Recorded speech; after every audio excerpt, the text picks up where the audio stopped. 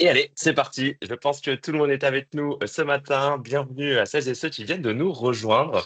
On est ravis de vous accueillir pour cette nouvelle conférence avec Thomas Guagou, qui est responsable RSE Group de C'est Divers. On a la chance de l'avoir parmi nous ce matin. Et on a aussi la chance d'avoir Anthony Mollet, le dirigeant, le fondateur de Civitime.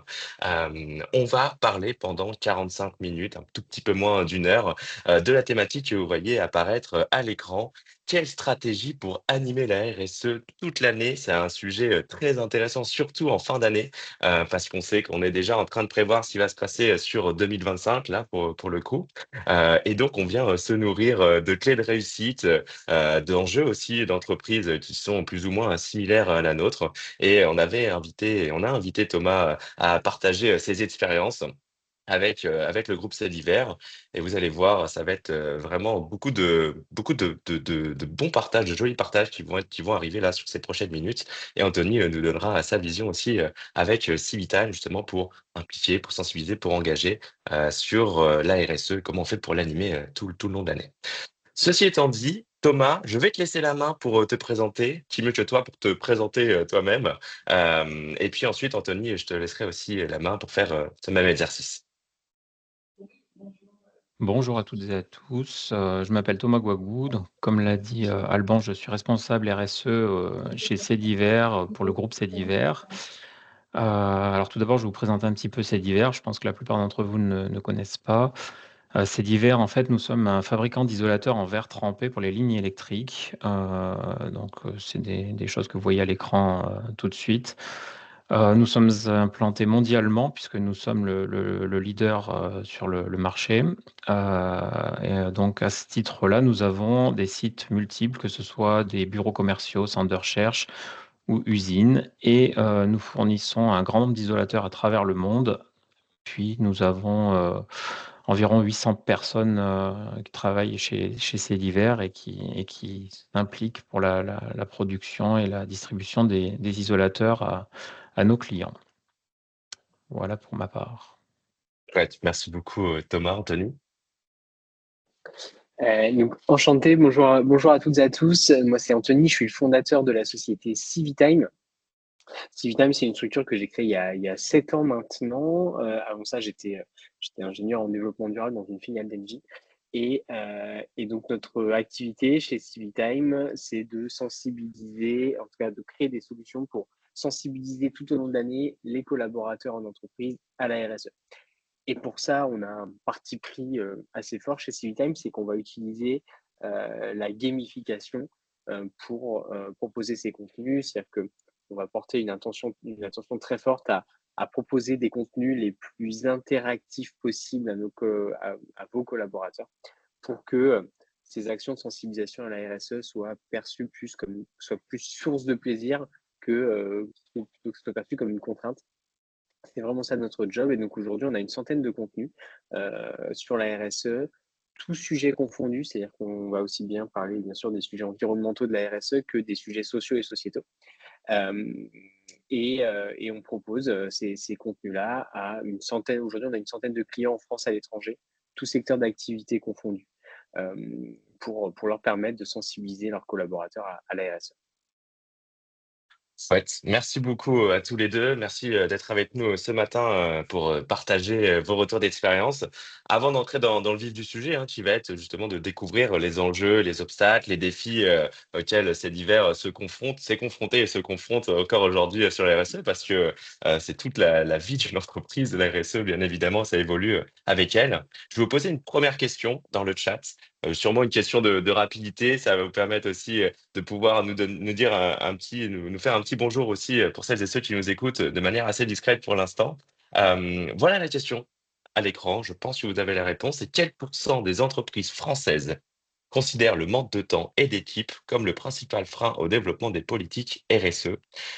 L'indice pour vous qui êtes chez vous, c'est une large majorité, vous le voyez, c'est Vendredi et Kantar, enfin la source, elle provient de Vendredi et Kantar, du baromètre de la RSE 2024. On a plusieurs réponses à l'écran, des 76, 85, 70, 80, 77. Bon, ça se joue aux alentours des 70, 80. On n'a pas encore la bonne réponse, hein. On n'a pas encore un tout pile, mais on s'en approche énormément. Euh, Bah, il y a un tout pile qui est tombé de la part Oui, de Marie. Bravo Marie. Et Camille également. On est à 82%, effectivement. On est à 82% des entreprises françaises qui déclarent, qui considèrent le manque de temps et d'équipe comme ce principal frein au développement des politiques RSE. Je pense que c'est un constat, ne serait-ce que par ces statistiques, hein, qui est partagé par bon nombre de départements RSE, mais aussi les départements autres RSE qui partagent et qui travaillent aussi étroitement sur ce sujet de politique RSE, d'animation de ces feuilles de route. Et on voulait commencer par ces statistiques parce que d'une, elle est frappante et deux, ça permet aussi de repositionner le contexte qui est, on est beaucoup dans ce même bateau à trouver, à chercher des solutions pour créer cette politique et trouver ces plans de sensibilisation qui vont permettre de rythmer tout au long de l'année ce sujet auprès des collaborateurs et des collaboratrices qui sont plus ou moins aussi éloignés et attentifs sur le sujet. Concrètement, Thomas, un peu de contexte sur ces divers. Est-ce que peut-être, ça sera plus simple, tu peux nous partager voilà, l'historique de ces divers ouais, sur le sujet de la RSE. avec plaisir, Alban. Alors, chez ces divers, on va dire que la RSE est quelque chose qui prend de plus en plus de place. Mais avant ça, je vais un petit peu vous retracer comment c'est arrivé dans l'entreprise. Alors, on a commencé en 2020 par la création d'un comité de pilotage, en fait, puisque avant cela, bon, on a des diverses actions qui pouvaient avoir lieu, mais c'était plutôt des actions ponctuelles sur lesquelles on n'avait pas forcément une communication et on rattachait pas forcément ça sur de la RSE à proprement parler. Mais il y a eu l'officialisation d'un comité de pilotage avec les premières actions en tant que telles qui sont arrivées et les premières sensibilisations en interne en 2021 qui ont suivi. Je pense notamment à la fresque du climat qui a été présentée en 2021 et d'autres actions que j'ai pas forcément tout de suite en tête, mais voilà, ça s'est passé comme ça. Alors, il y a eu un petit moment creux également à ce moment-là, parce qu'on a tous connu une période assez sympathique qui était le Covid, mais on a quand même gardé ça en place. Et derrière, en dehors de l'entreprise et de la volonté en interne de vouloir créer cette sensibilisation RSE en interne, on a eu de plus en plus de demandes venant de nos clients. En fait, on a eu des demandes externes où il fallait qu'on réponde à des questionnaires, pour des appels d'offres ou à d'autres partenaires avec lesquels on travaille sur des thématiques qui ne sont pas purement business, mais qui sont liées à la RSE. Donc, en 2023, le poste de responsable RSE groupe a été créé et c'est le poste, moi je travaillais déjà chez Cediver et c'est le poste que j'ai pris à ce moment-là. Et ça a permis en fait d'officialiser la mise en place de quelques actions. Je pense notamment à des politiques. Je pense également à des projets. On a lancé un projet un petit peu plus complet d'évaluation de nos émissions de carbone. Puis, au-delà de ça, on a quand même pas mal de directives européennes et de lois qui apparaissent sur le sujet. Donc, il faut pouvoir y répondre, il faut pouvoir répondre à nos clients. On reçoit de plus en plus de questionnaires, de demandes autour de ce sujet. Et enfin, c'était naturel quelque part que le poste se crée pour pouvoir répondre à tout ça. Donc moi, ça fait une année maintenant à peu près que je suis à ce poste. Il y a eu beaucoup de choses, de projets de lancer, d'actions de démarrer. Et en 2024, on a proposé en fait à nos collaborateurs le parcours de Civitime en interne pour justement, en dehors de nos clients, mais aussi sensibiliser la totalité de nos employés, puisque la RSE, on va dire qu'elle ne peut être poussée et comprise que si tout le monde y adhère. Et à ce titre-là, on a utilisé l'outil Civitime pour y arriver. Voilà. Ça me semble très clair. En tout cas, merci pour ces premiers éléments, Thomas. On va plus descendre dans la stratégie juste Ouais. après les questions par lesquelles tu es passé, ce que vous avez ensuite mis en place pour y répondre. Avant de descendre dans ce très concret et ce très opérationnel, peut être très intéressant aussi, Anthony, d'avoir ta vision sur Civitime aujourd'hui, sur quelle théorie, sur quelles convictions vous reposez pour justement répondre à ces enjeux que vient de préciser Thomas. J'imagine que c'est des enjeux qui sont partagés aussi par pas mal de vos clients. Pour rappel, hein, cet hiver, on est sur 800 collaborateurs, Ouais, collaboratrices, et c'est aussi du multisite. Tu nous disais, Thomas, tout c'est à l'heure, ça. ça, il y a un vrai challenge. Il y a aussi plusieurs pays qui sont concernés dans plusieurs langues, Exactement, évidemment. Donc, on est présent, ouais, comme tu le rappelles, on est présent dans le monde entier. Notamment, nos sites de production sont à la fois sur le continent américain et le continent asiatique hmm. et européen, donc vraiment on balaye, la totalité du monde, quoi. Non, dans de vrais enjeux sérieux Exactement, ouais. pour le coup. Anthony, je te laisse peut-être la main pour introduire aussi cette partie. Et ensuite, comme je le disais, on descendra dans cette stratégie que tu as apportée et que tu portes demain. Ouais, super, merci Alban. Alors, effectivement, donc il y a 7 ans, quand j'ai créé Civitime, euh, on s'est posé ces premières questions-là, de se dire, OK, on sent qu'il y a besoin de sensibiliser les collaborateurs à la RSE, mais c'est une sensibilisation qui doit tenir dans le temps, c'est une sensibilisation, enfin, il faut les engager de manière durable sur ces sujets-là et pas juste faire du one-shot comme certaines solutions peuvent le faire. En tout cas, le one-shot peut être pertinent à un instant T, mais il faut derrière pouvoir faire perdurer ça. Et donc, donc il y a 7 ans, on a commencé à travailler avec des psychologues du travail.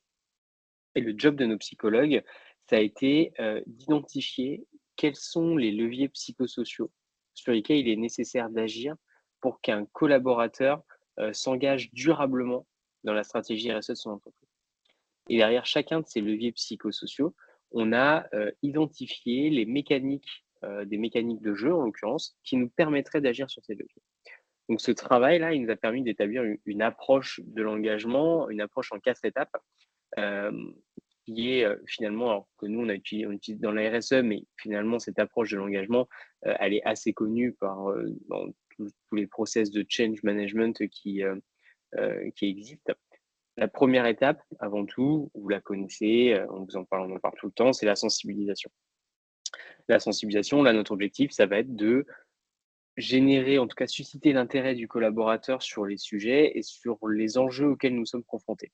Là, on va vraiment être sur leur donner une vision globale des enjeux auxquels, en tant que citoyen, nous sommes et en tant qu'entreprise, nous sommes confrontés en matière de développement durable. C'est le premier étage de la fusée.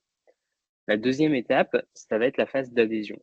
Cette phase d'adhésion, elle va permettre à l'entreprise, en tout cas notre objectif, ça va être d'expliquer aux collaborateurs ce que l'entreprise va mettre en place pour répondre à ces enjeux et de susciter son approbation sur votre politique RSE. Parce que c'est uniquement une fois que vos collaborateurs approuvent et croient en la stratégie RSE qui est impulsée par votre gouvernance que vous allez pouvoir les impliquer. Et c'est ce qui nous amène sur la phase 3, la phase d'implication, où là concrètement, on va demander aux collaborateurs de devenir acteurs de la stratégie RSE dans leur métier, dans leur quotidien. Et enfin, la phase 4, qui est l'étape ultime de l'engagement, qui est ce qu'on appelle la phase de valorisation. En fait, là, on va carrément faire des collaborateurs des ambassadeurs de la stratégie RSE de leur entreprise, aussi bien auprès des parties prenantes internes que des parties prenantes externes. Donc, ces 4 phases sont vraiment, pour nous, c'est vraiment les 4 étapes pour réussir à avoir un engagement durable des collaborateurs sur la stratégie RSE. Donc, phase 1, chers collaborateurs, voici les enjeux auxquels nous sommes confrontés. Phase 2, voici comment l'entreprise va répondre à ces enjeux. Phase 3, voici comment toi, dans ton quotidien, dans tes métiers, tu peux y répondre. Et phase 4, évangélise le sujet. En gros, c'est vraiment ça l'approche. Et souvent, le constat qu'on fait en entreprise, c'est que la phase 2, la phase d'adhésion, elle est souvent oubliée. Elle est trop souvent oubliée. C'est-à-dire que beaucoup d'entreprises vont tout de suite demander, alors c'est un peu moins le cas aujourd'hui, mais c'était il y a quelques années, c'était vraiment le cas où les entreprises voulaient sensibiliser à la RSE. La première chose qu'elles faisaient, c'était de mettre des panneaux dans les toilettes, éteignez la lumière en sortant. Et c'est vraiment, donc on demande directement une action, un passage à l'acte, sans même faire les actions de sensibilisation en amont pour expliquer pourquoi quels sont les enjeux liés à la production d'électricité, en l'occurrence si on parle d'éteindre les lumières, et surtout ce que l'entreprise met en place pour répondre à cet enjeu-là. Et je revois échanger avec des acteurs bancaires à l'époque qui effectivement mettaient des panneaux dans les toilettes merci d'éteindre la lumière, quand elles-mêmes laissaient les lumières dans les agences à l'époque rester allumées toutes les nuits. Donc cette étape 2 là, elle permet aussi de montrer l'exemplarité de l'entreprise et de sa gouvernance, et donc elle est indispensable, et dans ces étapes on va vraiment créer du contenu personnalisé. Donc ça, c'est pour l'approche un peu plutôt théorique et qu'on a fait avec nos psychologues. Et ensuite, le sujet, c'est OK, maintenant qu'on s'est dit ça, qu'on connaît l'approche, comment on fait pour capter les collaborateurs? Comment est-ce qu'on arrive à justement à les sensibiliser, à les faire adhérer, etc. Et c'est là où la gamification rentre en jeu. La gamification, alors ça peut paraître, c'est un terme un peu barbare qui peut faire peur. Alors, on ne va pas demander aux collaborateurs de jouer à Pac-Man ou à Mario Kart, c'est pas ça du tout l'idée. La gamification, c'est un terme ça a pour objectif de transformer une activité qui peut être perçue comme contraignante en une activité qui va être stimulante et source de plaisir. Et donc, la gamification, finalement, ce sont des mécaniques qu'on va retrouver dans notre quotidien, partout. Toutes les applications que vous pouvez utiliser, c'est très utilisé bien sûr dans le marketing. Il y a toujours une touche de gamification pour faire que vous reveniez ou pour faire que vous complétiez quelque chose, etc. Ce que vous voyez à droite, là, sont les 9 leviers de la motivation sur lesquels on agit quand on parle de gamification. Par exemple, un premier levier, là, vous voyez le petit logo LinkedIn, c'est le levier de la compétence et de la maîtrise. C'est-à-dire que certaines personnes vont vont être stimulées par le fait de compléter quelque chose. Ce qui va les stimuler, c'est le fait de compléter quelque chose, de sentir qu'ils progressent et de voir qu'au fur et à mesure, ils maîtrisent davantage un sujet. Ça va être un driver, on va dire, pour faire que les gens aient envie de consommer du contenu de sensibilisation. En l'occurrence, puisque on parle de ça aujourd'hui. Et LinkedIn, par exemple, utilise très bien ce levier de gamification. LinkedIn, je ne sais pas si, j'imagine que la plupart d'entre vous ont un profil LinkedIn. Lorsque vous complétez votre profil LinkedIn pour la première fois, lorsque vous arrivez, vous créez votre compte, vous commencez à compléter votre profil LinkedIn et vous voyez une jauge de progression qui avance petit à petit. Cette jauge, elle passe de 10, 20, 30, 40, 60% très, très, très rapidement. Et plus vous complétez votre profil, plus elle progresse. Inconsciemment, vous avez envie d'amener cette jauge à 100%. Vous avez envie, même si c'est pas très plaisant ce que vous êtes en train de faire, vous êtes en train de compléter votre profil, de renseigner vos différentes activités, vos activités professionnelles précédentes, votre école, etc. Et vous avez envie d'amener à 100%. Cette jauge, je vous rassure, elle n'arrivera jamais à 100%. Elle va stagner à 92, 93, 94, elle n'arrivera jamais à 100%. Ça, c'est de la gamification. Juste un petit subterfuge, entre guillemets, d'une jauge de progression que vous voyez avancer quand vous complétez un contenu, quand vous suivez un parcours qu'on vous propose, et ben ça va stimuler des gens. Donc c'est ce qu'on cherche à faire à travers chez Civitime, à travers toutes les solutions qu'on propose à nos clients, c'est d'agir, utiliser ces différents leviers de gamification pour faire que les gens aient envie de compléter nos programmes. On veut qu'ils consomment nos contenus de sensibilisation. Un autre exemple, c'est par exemple Waze, par exemple. Vous voyez l'exemple de Waze, donc c'est le levier, ce qu'on appelle la possession, où vous allez, au fur et à mesure que vous utilisez Waze, vous collectez des points, et ces points, en fait, vous permettent potentiellement de pouvoir changer un avatar ou d'obtenir des récompenses, etc. Ça, c'est un levier de gamification, comme les points de fidélité que vous avez à Auchan. La carte de fidélité Auchan, c'est de la gamification. Vous allez revenir à Auchan parce que vous savez que vous allez avoir votre coup de tampon et qu'au bout d'un moment, potentiellement, vous allez obtenir une réduction. Donc, alors, chez Civitime, on ne va pas faire des coups de tampon sur une carte pour avoir des points de réduction. Mais en tout cas, on va chercher à agir sur ces leviers de possession et tous les leviers que vous voyez de présenter sur la slide pour faire en sorte que les collaborateurs en fait, aient envie de compléter les programmes qu'on leur propose. Parce que c'est bien ça l'enjeu. Thomas va nous l'expliquer, mais quand on propose plein de contenus, tout au long de l'année, différents contenus de sensibilisation, l'enjeu, c'est vraiment que les collaborateurs aient envie d'y aller et que ce soit un minimum stimulant pour eux, que ce ne soit pas une formation trop ennuyeuse et plutôt qu'ils aient envie d'y revenir.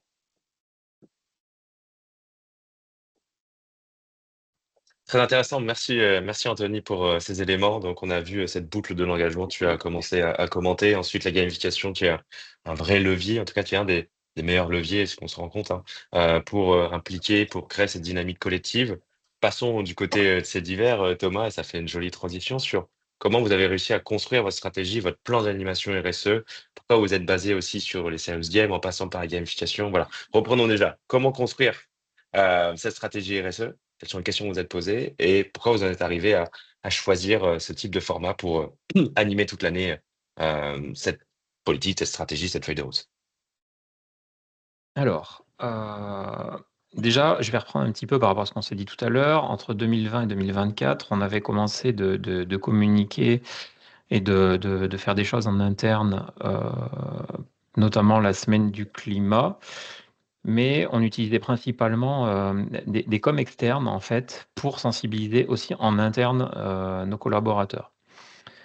Voilà, donc on a certaines publications, certains outils, certaines communications qu'on pouvait faire sur notre site web, sur LinkedIn ou autre. On les retransmettait sur nos canaux internes pour justement sensibiliser nos collaborateurs sur certains thèmes.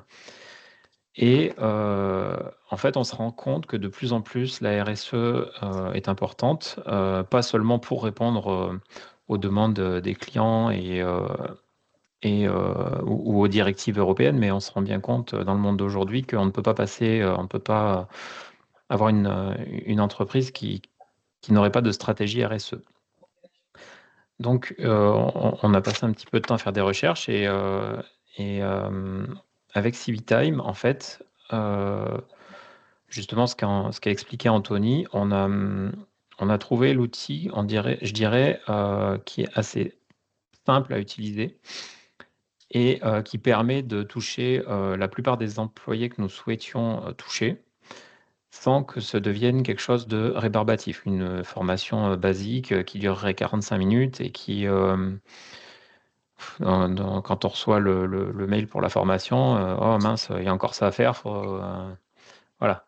Donc l'idée, c'est que ça soit quelque chose qui soit facile et accessible à tous. Alors, pour ça, c'est vrai que la solution Civitime était plutôt pas mal avec plusieurs épisodes qui étaient proposés tout au long de l'année. Donc 2024, c'est ce qui a été choisi en interne.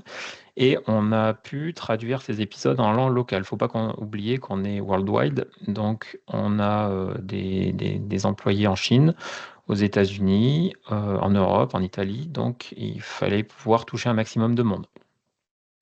Pour ça, l'outil a permis aussi, au travers d'épisodes qui sont traduits dans les langues locales, de toucher un maximum de nos employés et ont permis de montrer, ça a été quelque chose qui a été ressenti comme ça, les employés se sont sentis, on va dire, impliqués du fait qu'on leur ait proposé quelque chose dans leur langue. Voilà, je pense que ça, c'était assez important. Alors, comme vous pouvez voir à l'écran, nous avons 251 inscrits aujourd'hui sur la plateforme Civiver by Civitime, où en fait, je vous ai parlé tout à l'heure de 800 employés, mais on a sélectionné une partie de nos employés parce qu'ils avaient une adresse email. Et comme c'est plus simple enfin, il faut une adresse email, un compte pour se connecter sur la plateforme. Voilà, on est parti comme ça au niveau de la sélection l'année dernière. Donc on a je dirais, la grande majorité des gens qui se sont inscrits. Faut savoir aussi qu'on a notre CEO qui a communiqué, en interne et qui a, on va dire, impliqué les gens à réaliser ces épisodes de formation, mais au tout début seulement. C'est-à-dire qu'une fois que la machine était lancée, bah, le bouche à oreille et cetera, tout a fonctionné et les gens se sont inscrits de plus en plus. Aujourd'hui, on est au maximum des inscrits. On voit qu'on a énormément de connexions aussi sur notre plateforme et un taux de satisfaction qui est élevé. Donc ce qui est plutôt satisfaisant, avec l'outil. Et pour essayer de capter de l'attention au fil du temps, l'outil a permis également de faire des classements, que ce soit, entre pays ou entre collaborateurs puisque, en fait, lorsqu'on participe à un épisode, à une petite formation, il y a toujours un petit quiz à l'intérieur où on vient répondre et on gagne des points. Donc, les points se cumulent et on peut ensuite consulter son score et comparer avec les collègues, etc. Il y a un aspect challenging assez sympathique. Et on peut voir ici sur les petites illustrations que l'Italie a été première sur l'épisode de la conduite, qui est assez bizarre finalement. Ils ne sont pas réputés comme étant les plus grands, les meilleurs conducteurs, mais bon, voilà. Et une chose assez importante aussi à souligner, c'est que le Civitime a été un partenaire vraiment important puisque l'outil est complet. C'est un tout, c'est-à-dire que toute la partie communication auprès de nos collaborateurs via des emails, soit de lancement d'épisodes, soit des relances lorsque les formations ne sont pas faites, ou l'intégration avec notre IT. Voilà, tout a été géré en collaboration avec Civitime et nous a permis, nous, de gagner du temps aussi. Et c'est quelque chose d'assez important en interne pour avancer soit sur d'autres sujets ou même aux collaborateurs de ne pas leur prendre trop de temps dans le parcours à suivre pour l'année. Voilà donc sur les aspects de la plateforme Civitime et nous, tout ce qu'on en a retiré au long de l'année. Alors, pour approfondir un petit peu, c'est pas du one shot, effectivement, comme l'a dit tout à l'heure Anthony. On a suivi un parcours qui nous a été proposé et qu'on a validé avec les équipes de Civitime, où on s'est appuyé sur les grandes journées mondiales qu'on peut retrouver tout au long de l'année, journées ou semaines, hein, il n'y a pas que des journées. Et on a proposé des parcours et des épisodes qui étaient en relation avec ces événements-là, qui ont été relayés aussi par d'autres services. Je pense notamment sur la qualité de vie au travail. On a notre service RH qui avait proposé une animation interne avec des communications internes et qui s'est appuyé sur l'outil pour également un petit peu promouvoir et discuter de ça lors de l'événement. Voilà, donc ce programme qui a été bien suivi, vous avez vu tout à l'heure que le taux de satisfaction était plutôt pas mal. Donc, pour le moment, on continue, on termine notre parcours cette année. On a des épisodes en cours et puis on a un retour, je dirais, à chaque événement, à chaque épisode lancé, on a des réunions pour avoir un retour avec les équipes. Donc ça, c'est aussi très intéressant parce que ça nous permet de voir si quelque chose n'a pas plu ou si quelque chose doit progresser, s'il y a des bugs, enfin, tout peut arriver. Mais nous, ça nous a vraiment permis de sensibiliser tous les employés dans le monde entier et de lancer les petits challenges, comme je l'ai expliqué tout à l'heure. Merci beaucoup pour ton témoignage, Thomas. Effectivement, on voit qu'il y a une animation qui se fait de manière mensuelle avec un épisode, voire deux, qui est C'est ça. déployé. Je vais partager à l'écran quelques illustrations aussi sur un jeu pour se rendre compte. J'ai une question qui nous a été posée en amont de la conférence. On a la possibilité de poser des questions et c'est chouette. On a eu quelques jolies questions qui nous ont été posées. Euh, et tu parlais du temps tout à l'heure pour faire en sorte d'éviter que le Oui. collaborateur ait l'impression de trop s'investir dans le sujet. En tout cas, qu'il ait l'impression d'en avoir pour son temps sur tout ça. On a une question qui est comment convaincre les collaborateurs que les démarches RSE ne sont pas une perte de temps, slash n'empêchent pas d'être productifs. C'est une question qui est souvent posée. En fait, enfin, en tout cas, en tant que, enfin, pour les équipes RSE, on se pose souvent cette question. Tiens, les collabs me disent c'est toujours trop long. Comment on fait justement pour désamorcer ces sujets? Crois que tu as des retours Alors, assez ouais, intéressants. moi je dirais que l'avantage de l'outil en fait, c'est qu'on a beaucoup d'épisodes à disposition, on a plein de choses, on peut communiquer sur plein de thèmes, mais surtout, chaque épisode est assez rapide à faire. Donc, on n'a pas l'impression d'avoir perdu du temps déjà. Il suffit de trouver entre 5 et 10 minutes dans la journée pour le faire, pour suivre le parcours de l'épisode. en ayant le temps de regarder le score et de voir si on est meilleur que le collègue. Mais on n'a pas le sentiment d'avoir passé 1 heure de la journée, d'avoir dû arrêter toute une activité, etc. Donc ça, pour moi, c'est assez important.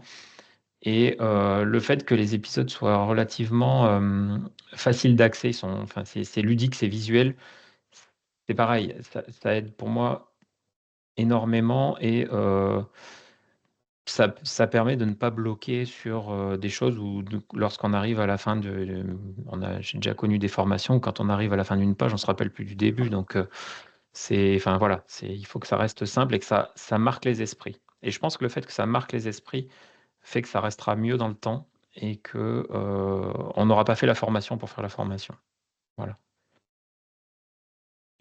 Merci Thomas. Tu veux compléter, Anthony, sur un élément? J'ai vu que tu commençais à préciser des éléments dans le chat. Ouais. Non, le point de la durée, c'est un vrai sujet. Euh, quand, quand on a créé, enfin, donc, il y a 7 ans, quand on a commencé, on avait des modules qui faisaient 45 minutes. On faisait 45 minutes, ça va. Et puis petit à petit, en commençant à travailler avec des psychologues du travail, etc., on s'est dit, bah non, en fait, 45 minutes, c'est un peu long, etc. Et en fait, maintenant, on se base sur la durée d'attention optimale d'une personne.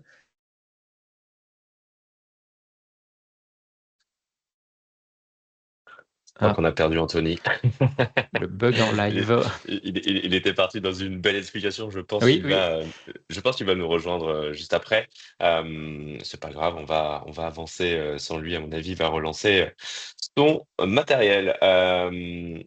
Hop, je reviens sur la présentation Thomas de cette frise. Donc, on l'a dit, il y a Oui, des animations tout au long de l'année.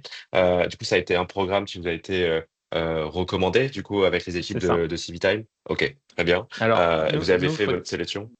c'était en fait, comme c'était la première année qu'on mettait en place ce genre d'outils dans le domaine de la RSE, en fait, on s'est appuyé tout simplement sur l'expertise de Civitime, hein. Donc, on a fait confiance à l'outil et voilà, c'est sans regret de ce côté-là. Ok, très clair. Excusez-moi, il y a une petite coupure ici. Je pense que j'ai été coupé. Je ne sais pas à quel Oui, moment, mais t'as dû enchaîner, Alban, oui, c'est ça? exactement. On a avancé.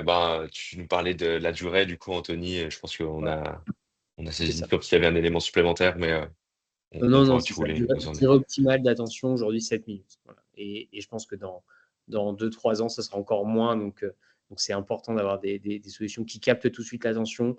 Les gens y vont et 7 minutes, ça passe très très bien. On a des taux de complétion. On n'a jamais eu des taux de complétion aussi élevés depuis qu'on a réduit la durée, forcément. Mhm, mhm. Très clair. On avait une autre question qui nous a été posée. J'aimerais bien qu'on l'aborde également. Euh, c'est la suivante. Alors, elle est un tout petit peu longue. C'est comment relever la problématique d'avoir une partie des salariés postés, ce qui signifie devoir arrêter les lignes pour les sensibiliser sur le temps de travail. Ça, c'est un vrai sujet, hein, notamment dans les entreprises industrielles, enfin, dans ces types enfin, dans ce secteur. Sachant que le contexte économique, on le sait aujourd'hui, est assez difficile. Est-ce qu'il y a d'autres alternatives? Enfin, voilà, comment on fait pour sensibiliser? Les personnes qui sont sur les lignes de production. Je raccourcis, mais la question est celle-ci. Alors, je dirais que bah, ça rejoint un petit peu ce qu'on disait tout à l'heure, le fait que les épisodes soient courts et que ça demande pas vraiment beaucoup de temps. On peut, en début de prise de poste ou en fin de prise de poste, on pourrait très bien imaginer de prévoir le suivi des épisodes par les personnes qui sont en poste, justement, puisque ça se passe vite. On va pas interrompre toute une production pendant 1 heure pour pouvoir faire la formation. Non, dans ce cas-là, c'est en début de poste, on consacre entre, allez, on va dire 10 minutes du temps du collaborateur pour effectuer ça. Et ça permet de les sensibiliser, les intégrer au parcours. Je pense que c'est aussi important. C'est pas parce que des personnes sont en poste qu'elles ne doivent pas suivre les formations. Donc pour moi, voilà, je pense que c'est un des moyens, en tout cas, fournis par l'outil pour pouvoir le faire.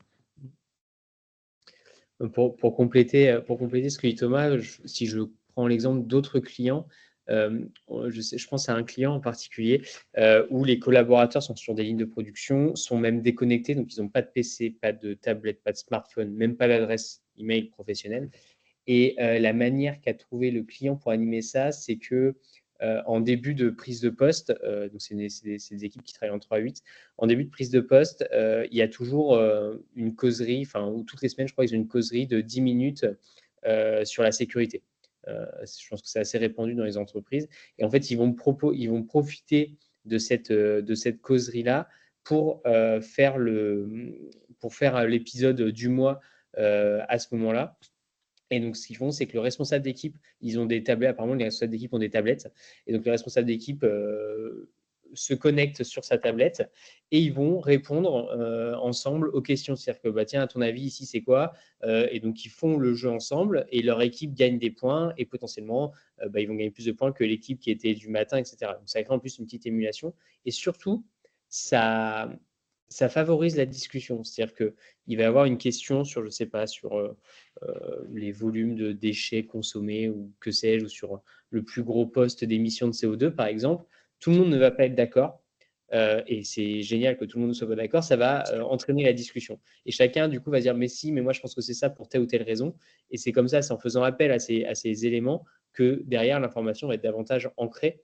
Et ça marche plutôt très, très bien. Donc, c'est un fonctionnement, ce qu'on appelle, nous, synchrone, où en fait, les gens ils sont 5, 6, 10 autour de la table, ils jouent sur une seule et même tablette qui est gérée par le responsable d'équipe, et ça favorise la discussion sur le sujet. Je pense que ça répond à la question de Caroline. Si ce n'est pas le cas, n'hésitez pas à repréciser dans le chat si vous avez des précisions supplémentaires. Merci également Anthony pour ce témoignage. Je voulais revenir aussi Thomas sur tout à l'heure on en parlait au niveau de la communication. Comment vous faites pour centraliser vos communications? Je sais qu'il y a un sujet sur l'intranet aussi chez vous un peu en off, mais comment vous faites pour créer un peu des communications, vous êtes sûr de pouvoir cibler aussi les collaborateurs pour qu'ils aillent ensuite sur la plateforme? Quel est le chemin en fait que vous proposez à Alors, vos équipes? le chemin est très simple. En fait, on cible tous les collaborateurs par boîte mail, hein, tout simplement, déjà, Ok. pour l'informer du lancement de l'épisode ou d'une relance, hein, peu importe lequel c'est. On communique et ensuite, on a plusieurs canaux de communication interne, notamment on utilise Teams, des canaux Teams sur lesquels on republie parfois. Comme j'expliquais aussi, quand on a des épisodes qui peuvent être en lien avec des actions RH ou autres, pareil, on relaye. L'information est relayée à ce moment-là. On a une plateforme dédiée avec une URL dédiée, qui nous permet d'accéder à l'outil et sur les sites, on a affiché des QR codes, des petites affiches avec des QR codes où en fait, n'importe quel, salarié, passe à côté, flash le QR code et avec son smartphone peut accéder à la plateforme, peut se connecter à son compte et peut suivre le parcours. Donc en fait, le on pousse un petit peu au travers des emails, mais à côté de ça, le reste est disponible dans les différents canaux qu'on peut avoir en interne. C'est publié aussi sur l'intranet. Enfin voilà, c'est des choses, des outils assez traditionnels, mais que les gens ont l'habitude d'utiliser. Donc on leur donne tous les moyens dispo pour qu'ils puissent, se connecter sur les outils. Ok. C'est très clair. Pour, Ouais, pour, pour compléter, c'est vraiment une approche qu'on a chez Civitime, c'est de rendre tous nos contenus interopérables. C'est-à-dire que l'idée, c'est un des éléments aussi, un des facteurs clés pour nous de succès, c'est que ça soit facilement accessible pour le collaborateur. Et donc, une entreprise qui aurait déjà des plateformes en interne, on va les intégrer dedans. On vient de développer là une intégration Teams, où vous avez directement le jeu dans un canal Teams. Donc, vraiment favoriser. Alors, c'est vrai pour ce qu'on fait, mais en fait, c'est vrai pour tout, hein. Si vous voulez embarquer des collaborateurs et que c'est pas facile de les capter, bah, moins il y a de freins, on va dire, ou de barrières pour accéder à l'information, plus c'est simple. Donc, et on vient s'intégrer dans les plateformes de formation type LMS, les SharePoint, les Teams, tout ce que vous voulez. Parfait. Je vais avoir deux questions qui sont arrivées là dans le chat aussi, et je me permets de partager aussi le calendrier. Donc, on a vu le vote du côté de ces divers Thomas. Ouais. Il y a une nouvelle édition que je vous partage à l'écran. Vous avez d'autres temps forts, c'est plutôt pour vous inspirer aussi sur ce qui arrive sur 2025. Ça vous permet aussi de positionner des grandes dates. Je pense que ces divers, on a déjà sélectionné aussi quelques-unes. En tout cas, on a dans le viseur. La question qu'on avait dans le chat, c'est au niveau de ces divers, la fresque du climat dont tu as parlé au début, Thomas, est-ce que vous l'avez proposé à l'ensemble des salariés ou plutôt aux responsables des personnes ciblées? Non, ça a été fait pour l'ensemble des salariés. Enfin, peut-être pas tous quand même, mais on a essayé de viser quand même au plus large. Alors là, c'est un par retour d'expérience, parce que c'était pas moi qui étais en poste à l'époque, donc c'est pas moi qui l'ai faite. Mhm. Je vais donc peut-être oublier certains détails, mais en fait, c'est quelque chose qui a été fait sur les sites, en tout cas. On s'est déplacé sur nos différents sites et l'animation a été proposée sur les sites, ce qui fait qu'on a essayé de toucher le plus de monde possible en interne. On ne sait pas quand, enfin, on n'est pas resté sur uniquement les responsables ou une certaine population. On a essayé vraiment de toucher au plus large parce que bah, déjà d'une, tout le monde n'a pas la même vision, et deuxièmement, le fait qu'on soit multisite et surtout tout autour de la planète, en fait, les cultures sont pas les Mhm. mêmes, voilà, Mhm. donc c'est important pour nous de pouvoir toucher, et c'est vrai aussi pour, la RSE d'une manière globale, hein. C'est important de pouvoir toucher, toutes ces personnes qui n'ont pas forcément les mêmes cultures, les mêmes, approches au niveau de certains thèmes de la RSE, ou voilà, donc on essaye de toujours d'aller au plus près des collaborateurs. Ok, j'imagine sur le volontariat aussi, vous êtes déplacé, vous avez fait des propositions, peut-être des, comment on appelle ça, des sondages ou des questionnaires en amont pour savoir s'il y a des personnes qui étaient prêtes à participer à cet événement. J'imagine que ça s'est construit comme ça. Oui, oui, oui, c'est ça, c'est ça. Alors, moi, pareil, hein, j'ai pas tous les détails puisque c'est Ouais, pas moi qui l'avais mis ouais. en place, mais ouais, ouais, généralement, c'est comme ça qu'on essaye de faire. C'est clair. Une autre question, c'est plutôt sur, c'est hyper intéressante aussi, qui nous vient de Juan, j'espère que j'écorche pas le prénom. C'est comment on passe de la sensibilisation à l'action? Et il y a une sous-question à l'intérieur de celle-ci qui est comment on mesure l'efficacité des animations ou des sales jams dont on est en train de discuter. Donc première question, sensibilisation à l'action, si on revient sur la boucle de l'engagement aussi dont on parlait tout à l'heure. Et ensuite, efficacité des animations, comment on la mesure? Est-ce qu'on peut déjà la mesurer et sur quels indicateurs on se base pour voir l'évolution? Bah, je dirais qu'en parallèle de tout ce qui est, présenté par l'outil, nous, on développe des politiques en interne et on essaye de faire adhérer le maximum de personnes à notre façon de travailler. On utilise, pareil, tout ce qui est les besoins clients et tout ce qu'on peut voir aujourd'hui. Alors, par essence, notre produit, le produit qu'on fabrique et qu'on vend, est un produit quand même qui est assez durable puisqu'il est fait de matériaux qui sont recyclables, qu'il a une longue durée de vie, et cetera. Donc on essaie de promouvoir ça en interne, en externe, puisque, on sensibilise aussi, nos clients, et tous nos utilisateurs, tous les utilisateurs de nos produits. Mais au-delà de ça, on essaye de mettre en place des politiques, dans tous les domaines de la RSE pour, heu, bah, rendre tout ce qui est, je dirais, théorique, plus pratique, et on essaie d'appliquer un maximum de choses en interne, dans tous les cas. Voilà, donc je pense que le taux de satisfaction et le fait que les gens aient bien adhéré à l'outil et se soient inscrits, quand même, en masse, démontre que ce n'est pas juste une formation pour une formation, que des choses, sont quand même assez, simples et peuvent être appliquées assez simplement dans la vie de tous les jours, au travail, même peut-être en dehors, dans la vie privée. Donc voilà, c'est vraiment comme ça, nous, qu'on voit les choses. Pour compléter ce que dit Thomas, euh, cette question du passage à l'action, effectivement, enfin, notre objectif principal, c'est ça. Il ne faut pas oublier que dans certaines entreprises, en fonction du secteur d'activité, on ne va pas attendre de l'ensemble des collaborateurs des prises d'initiative liées à la RSE. Enfin, pour certains rôles, pour certains profils dans les entreprises, pour certains postes à responsabilité, effectivement, on attend que dans leur feuille de route, dans la mise en place des actions qu'ils opèrent tous les jours, que la RSE soit prise en compte. Mais la plupart du temps, quand même, la sensibilisation va permettre de favoriser l'acceptation au changement. C'est-à-dire que demain, vous mettez, je prends un exemple, un de nos clients dans le secteur, on va dire, du transport, euh, vient de changer sa politique, qui vient de changer sa politique sa car policy, donc en fait sa politique de véhicule.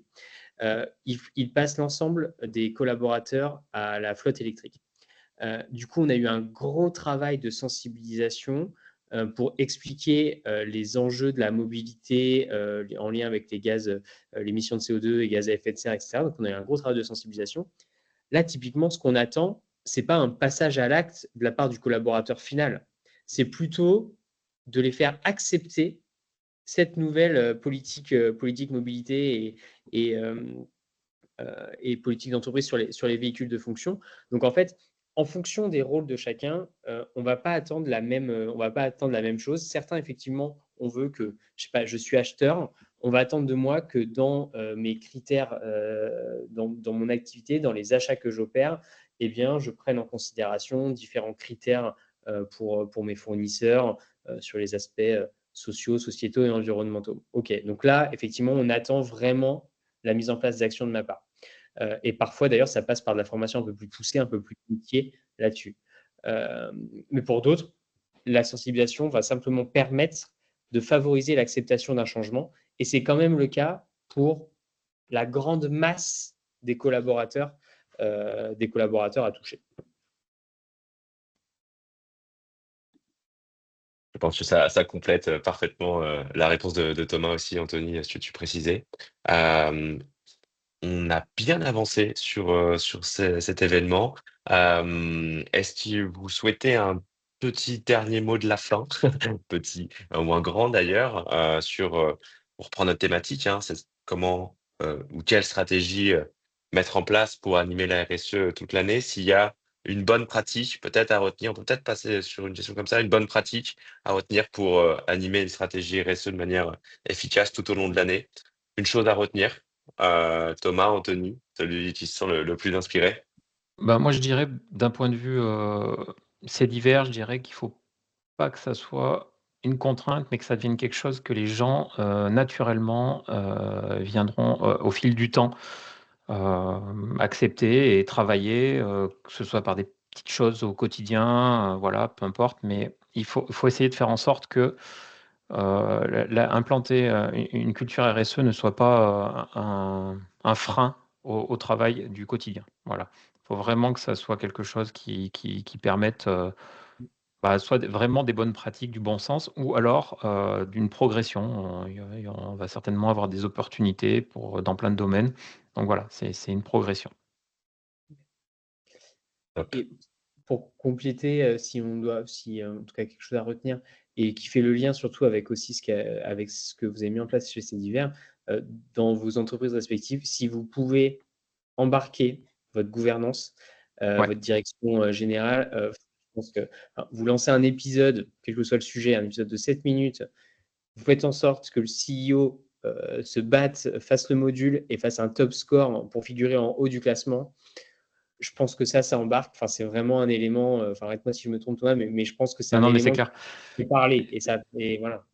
C'est clair et d'une manière globale, voilà, toute la direction, si elle adhère au système et qu'elle y croit, de toute façon, c'est sûr que ça sera bien plus simple et ça permettra d'avancer, dans ce sens-là. Je crois qu'on a une dernière question. Et du coup, ça a fait réagir de parler de la direction. C'est très intéressant parce que on sent que c'est du vécu. Si les employés sont plus motivés que la gouvernance, que peut-on faire? Comment créer un putsch? Ah, peut-être pas jusqu'à créer un putsch, mais faut remonter l'info, faut que ça remonte jusqu'à la direction. Quoi qu'il en soit, faut qu'au travers des managers ou et cetera, faut toujours arriver à remonter l'info au plus haut pour montrer que c'est pas anodin et que ça concerne tout le monde. Pour moi, c'est une clé ça. Tout à fait. Et faire le lien, enfin, Ouais. faire le lien avec des sujets peut-être. Alors, bon, je pense que c'est moins en moins le cas, mais c'est encore le cas des gouvernances dans certains secteurs d'activité qui ne sont pas du tout impliqués dans le sujet. Euh, le moyen de les impliquer, c'est de faire le lien avec les enjeux business. Oui. On a de plus en plus aujourd'hui, nous, de clients, quand je pose la question à nos clients, mais pourquoi vous voulez sensibiliser à la RSE? Aujourd'hui, je dirais dans 40% des cas, ce que nous disent les clients, c'est parce qu'on répond à tel appel d'offres, il faut qu'on mette en place des actions sur la RSE. Alors, je ne sais pas si c'est la bonne raison de se lancer dans la RSE, mais peu importe. Si c'est ça l'élément déclencheur, bah, allez-y. Et du coup, bah, la direction générale est beaucoup plus attentive, enfin, dans certains cas, hein, c'est-à-dire que si la direction générale n'a pas des considérations déjà sur le sujet, bah, ça va être un des leviers. tout comme les leviers de fidélisation et d'attractivité pour les collaborateurs. C'est des leviers qui font réagir des directions. Et je ne vous parle même pas des sujets réglementaires avec des amendes à la clé. Donc, le contraste réglementaire, même si il fait peur et il demande du temps, etc., c'est ce qui va faire bouger, c'est ce qui fait bouger aujourd'hui les directions. C'est très clair. Sauf si il y a un élément que tu veux rajouter, Thomas. Non, Sinon, pour moi, très c'est bien. OK. Eh ben, écoutez, comme ça, on va pouvoir laisser toutes les personnes qui nous ont écoutés jusqu'à la fin. On va prendre un temps pour les remercier, évidemment. Et surtout, vous remercier aussi, Anthony et Thomas, d'avoir accepté l'invitation de venir témoigner ce matin. Je pense qu'on a appris plein de choses. En tout cas, j'espère. J'ai vu beaucoup de retours positifs dans le chat. Ça nous fait énormément plaisir d'avoir ces ondes positives. Donc, merci. À celles et ceux qui nous ont suivis, à celles et ceux qui ont interagi aussi, parce que c'était chouette de ne pas faire de l'entre-soi. C'est tout l'intérêt aussi de ces événements-là, c'est de pouvoir prendre la parole, poser des questions à nos intervenants de renom et qui partagent aussi leur vision pour pouvoir s'inspirer tout du long de son épopée de la RSE dans son entreprise. Donc voilà, sur ces bonnes paroles, merci à vous. On se dit à très vite pour un prochain événement. Et merci Thomas, merci Anthony pour votre disponibilité. Et à bientôt. Merci à tous. Merci à toutes et à tous.